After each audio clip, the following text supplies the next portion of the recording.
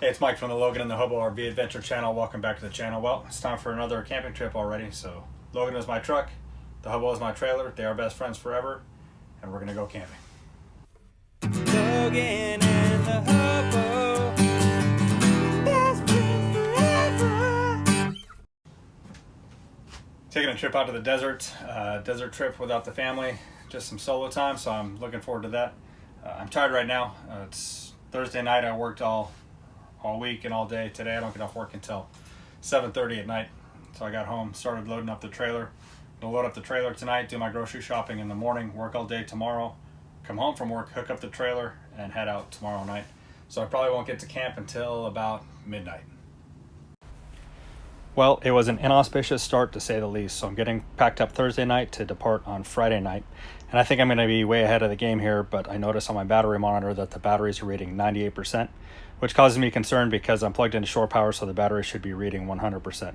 So I start troubleshooting. I start at the circuit breaker panel, and then the shore power, and then the end of the shore power cord, or excuse me, the pedestal, and then the end of the shore power cord. And there was 120 volts present at all those places.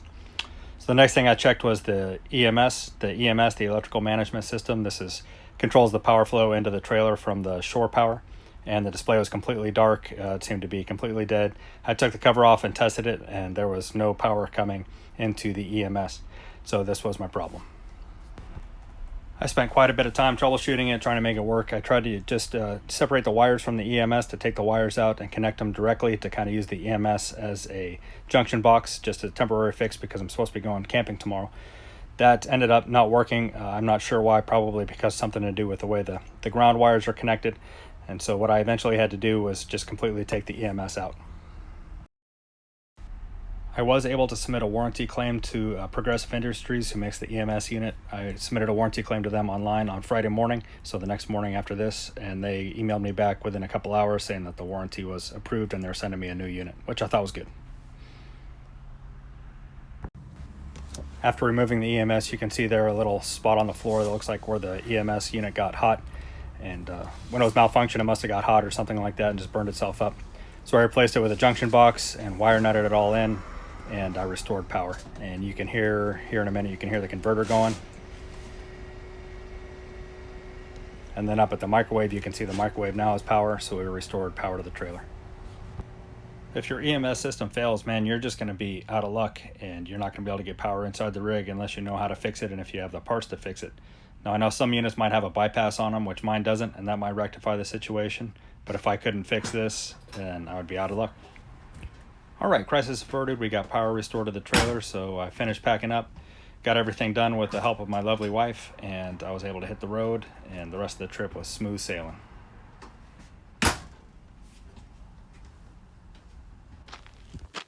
Dude's trip. Bros only. Out here mansplaining to each other. Came out on Friday night after work as planned. Traffic was heavier than I wanted it to be, but it was okay. Everybody else was out here until this morning. Everybody else left this morning, and now I'm out here all by myself. A little bit of solo time, which is nice. Super quiet now. It was really busy when I drove in on Friday. There was RVs parked everywhere. Everywhere was full, and there's been motorcycles and side-by-sides and everything zipping around all weekend, but it's pretty quiet now, which is nice. Just enjoying the nice quiet evening. I was out this morning getting my run in, and I ran up the road, asphalt road that way, and I ran past a water tank for cattle, like a big stone, built out of stone water tank to water cattle, and it looked like it was fed by a natural spring. Looks like it's been there for 150 years, and it's still in use because there was a bunch of fresh cow pies on the ground, and there's little cattle holding pens and stuff. So it's pretty cool that ranchers are still using an area like that out here.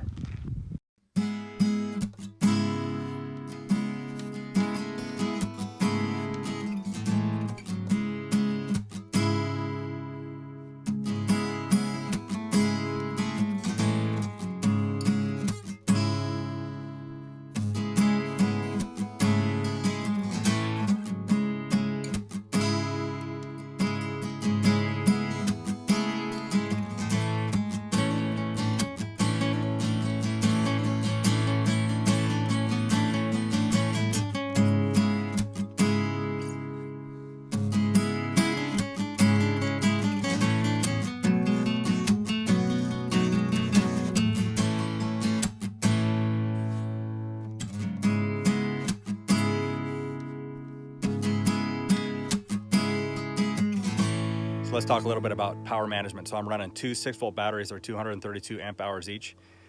And I've been camping out here since Friday night, and so today, after about 48 hours of camping, the batteries are only down to 92%. I ran the generator today, and the only reason I ran it was to exercise the generator. The battery's at 92%. I could have camped another night easy. Like I said, the only reason I ran the generator was to exercise the generator.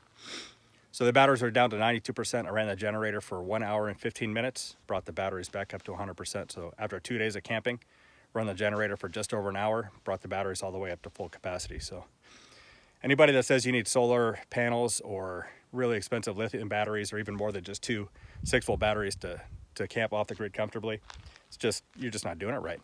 And especially if you're only out for the weekend, two 6-volt batteries, it's really all you need. It's fantastic.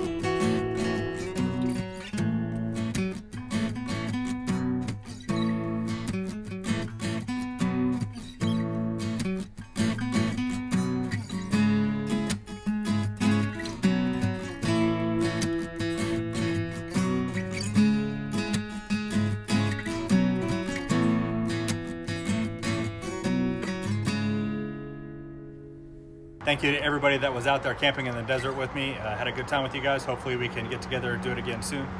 Thanks especially to Scooter Trash. Yeah, you heard me right. His name is Scooter Trash. He made some blocks, some leveling blocks for my trailer. I really appreciate that. It was nice of him to think of me. He used salvaged wood from an old church in Amboy on Route 66. So super cool for him to make those blocks for me. And he's also a practicing hobo. So he told me he is riding the rails. He's hopping on freight trains and going places. Says he's having a good time doing it. So happy for him, and thanks again. I'm headed out tomorrow. I don't know if I'll be in the mood to talk to the camera tomorrow, so I'm going to sign off now. Had a great time out in the desert. It's been a nice couple of days. The weather's been perfect. It's been really good to be out here. So I hope you enjoyed this video. I hope you enjoyed another episode of the Logan and the Hobo RV Adventure Channel show. If you liked it, please give me the thumbs up. If you like the content, please subscribe. It helps me out. And we'll see you in the next video.